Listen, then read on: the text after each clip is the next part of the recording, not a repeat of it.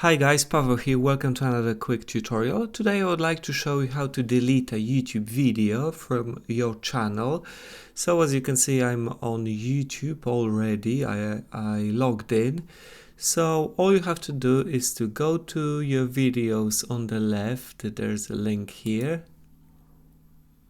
You will be redirected to the YouTube studio and there will be a list of all your videos published so far.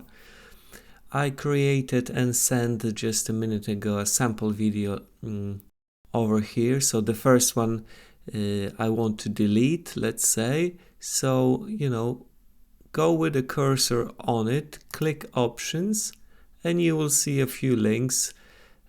Perhaps you want to download it before deleting it forever, so you've got this option here.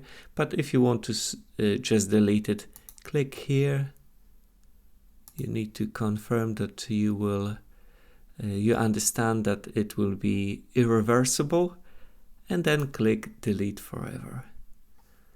And it's gone now, so as you can see, it's very easy, and I hope this helped you. Thank you very much for watching. I will see you in another tutorial soon. Bye bye.